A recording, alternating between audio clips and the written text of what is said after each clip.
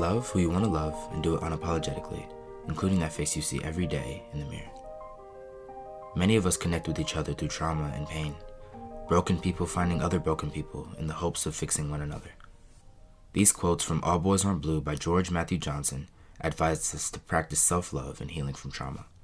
Practices that almost every single person will promote as healthy and beneficial. What happens when we condemn texts that encourage youth, the future leaders of the world, to love themselves and heal from their pasts? Is this restriction of books a necessary action to help avoid explicit material to our youth? What becomes of our society when we restrict literature to black and white categories of either acceptable or unacceptable? Who determines this? Is this new wave of book bans driven by political agendas? Hello and welcome to Point of View, where we give students a place to listen, learn, and lean in. I'm your host, Caleb Smith, and join us on our two-part series on book bans as we dive into these questions and implications behind the recent surge of book bans in America.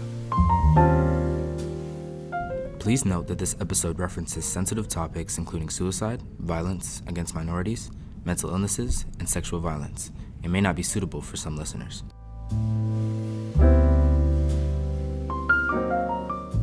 On January 10th, the McMinn County School Board in Tennessee voted to remove Pulitzer Prize-winning graphic novel Mouse from its curriculum, effectively prohibiting teachers from teaching the book. The board's reasoning for this ban, as stated on its website, was due to the book's use of profanity and nudity, but also its depiction of violence and suicide. The book tells about the horrors of the Holocaust from the author's parents' point of view as Jewish people themselves.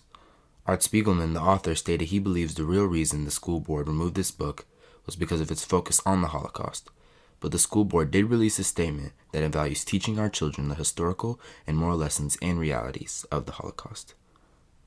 Additionally, in Texas, multiple books are being pulled from the school library shelves due to the complaints from parents and school districts' reviews of the books. Several of these reviews and complaints were spurred by an inquiry from Republican Representative Matt Krause back on October 21st of 2021. Krause compiled a list of 850 books and asked Texas school districts for information on their whereabouts and costs. Then asked schools to review books that deal with topics ranging from human sexuality to people of certain races or sexes being inherently oppressive.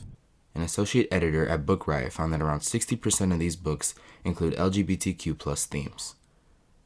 The Northeast Independent School District started reviewing these books on the list and removed more than 400 books dealing with race, sexuality, and gender.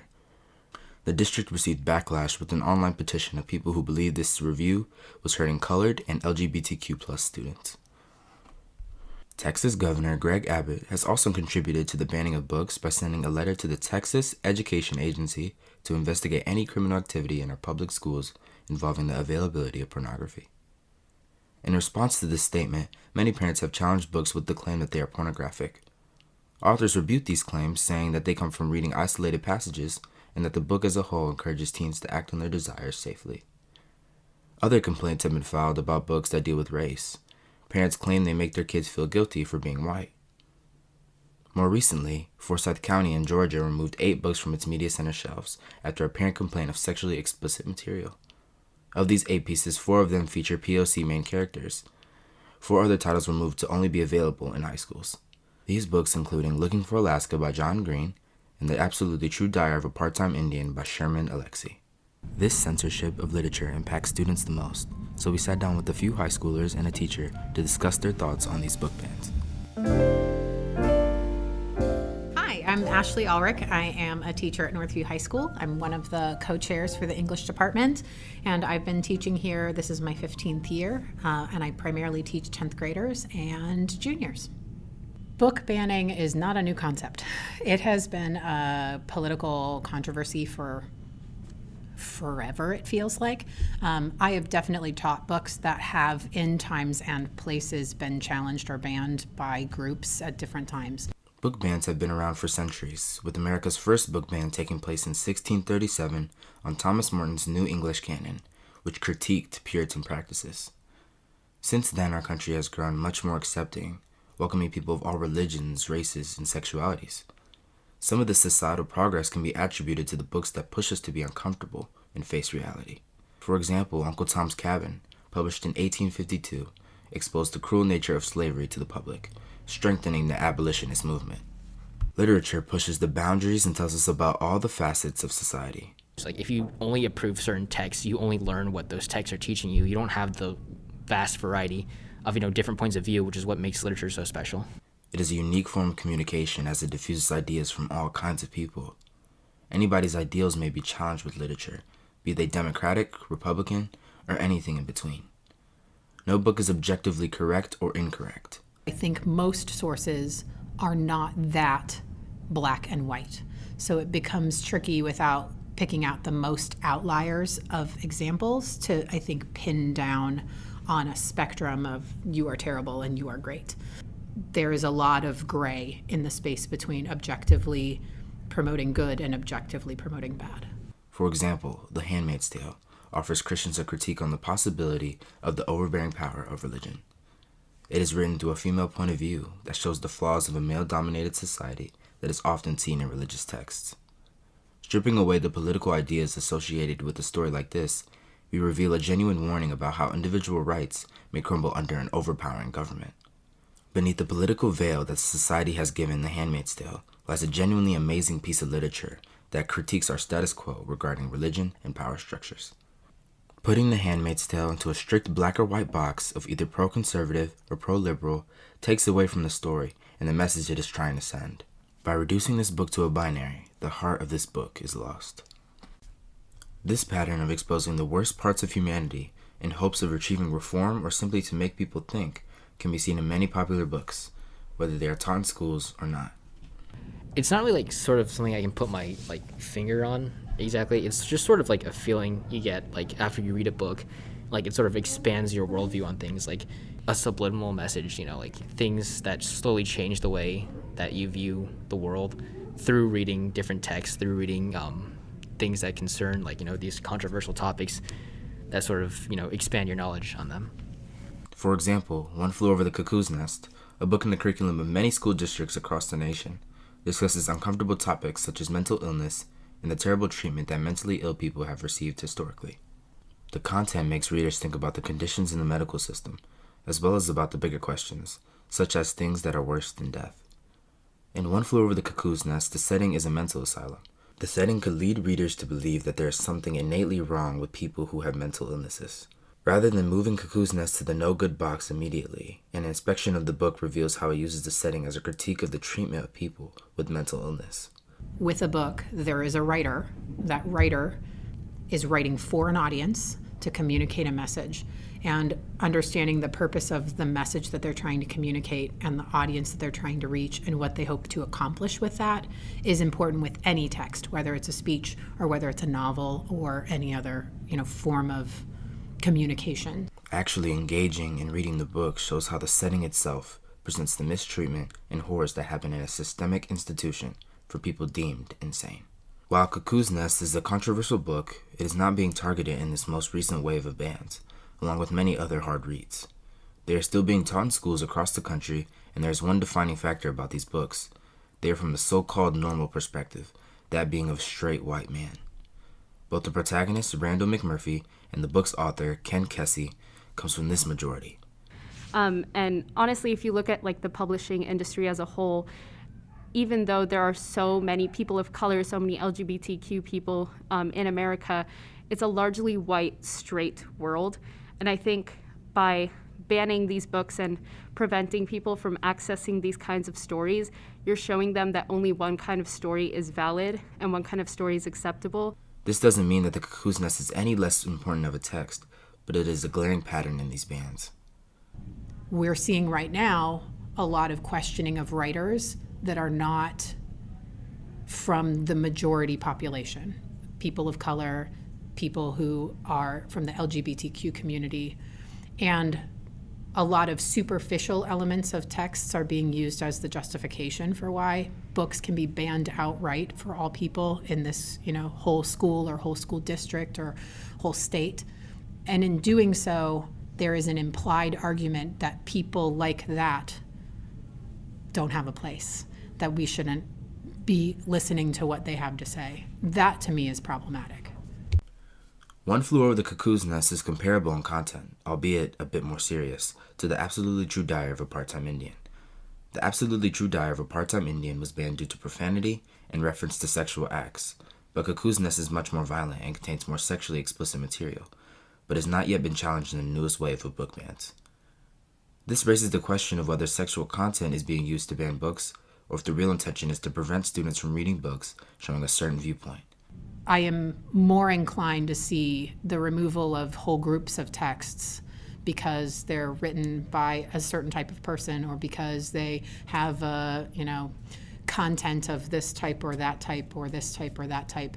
I think that oftentimes we can sometimes use those labels as a hide for a real reason why sometimes a book might be banned. That we might say this content is what is objectionable, but really it's a challenge to the status quo, or it's a challenge to the viewpoints and the feelings that people have that is at the heart the problem. The striking difference between One Flew Over the Cuckoo's Nest and The Absolutely True Diary of a Part-Time Indian was that Sherman Alexie, the author of The Absolutely True Diary of a Part-Time Indian, is a Native American author, showing the day-to-day life of a different culture, and Ken Kesey, the author of One Flew Over the Cuckoo's Nest, is a straight white man. I mean, it's the same kind of idea where if you see the acceptable stories and it's like The Great Gatsby and it's just like The Catcher in the Rye, it's stories of white men. And then you look at the stories that are banned and it's about the Holocaust and it's about Melissa, a transgender girl. You're seeing very obviously that some sort of like one type of voice is seen as acceptable and some voices are seen as unacceptable. And when you identify with a voice that's seen as unacceptable, it's really damaging to your growth. On Goodreads, a book review website, a parent reveals that she started reading parts of The Absolutely True Diary of a Part-Time Indian and crossing out sections she thought were too inappropriate for her child. It is an audible task to be a parent, and every parent wants to be the best for their children. So if a parent is really concerned about content in a text, as a parent, they have the right to determine what is appropriate for their child. In the same way, they should have that right to determine what a child can watch on television or see in a movie or play in a video game or listen to in music. But allowing opinionated parents, often acting on a political agenda, to pick what is too harsh and to restrict those texts for all students across the board can be dangerous. Media has an effect on people's worldview, and it makes sense that a parent will want some knowledge and control of what a child is exposed to in their formative years. However, there's a difference between this contained parenting and the sweeping actions of a larger administrative board. Speaking as a teacher and as a person, I think there is an inherent difference between a parent making a choice for their child and someone making a choice for entire groups of kids or entire groups of populations that they may not intimately know well. Those two things to me are very different circumstances. I see the biggest issue when someone thinks that they know best for whole groups of people without having any direct connection to them. A teacher, a parent, even an administrator who's directly involved in the lives of that group of kids, to me is in a better place to make a judgment call for what feels like a more founded reason than making sweeping judgments from a position that's very detached and removed. The themes of racial prejudice, sexual desires, and domestic abuse in The Absolutely True Diary of a Part-Time Indian and other heavy topics addressing the LGBTQ+ community and sexual assault have become much more relevant, but have also been more targeted in recent bans. I don't think I've read many books concerning those themes outside of school, which is why I think implementing book bans is especially harmful, because sometimes school is like the only places you're exposed to these types of themes. Banning these books across the board insinuates that the bigger ideas in these books are outright wrong and can push them to be seen as part of political agendas. When we take an entire group of texts and give it a label and then say that that is unacceptable, particularly if it is a flat ban and across a board instead of in an individual context for an individual kid, that to me can be very problematic, because it suggests that there is something inherently negative about the writer or the writer's intentions. And that might be one person's view or a group of persons' views, but that's probably not a like pan of a view for everyone. In fact, many books unfortunately find themselves, for different reasons being challenged because they might run contrary to the perspective that a group, wants to advocate for and kind of make a political statement about. The idea in modern American society that LGBTQ plus ideas are liberal and conservatives are anti-LGBTQ plus can be attributed to the current black and white, yes or no, of the American political climate. The world is not black and white, but a shade of gray. People cannot be labeled in a binary fashion, and to an even greater extent, the ideas that people share cannot and should never come close to a bilinear scale. I try to include a variety of themes in the text that we explore. I think questions about who we are as people and what matters to us and the way that we interact with other people are probably some of the most fundamental things that we can work with students about and have them think critically about, especially when we look at the world on a bigger scale once you're not in high school.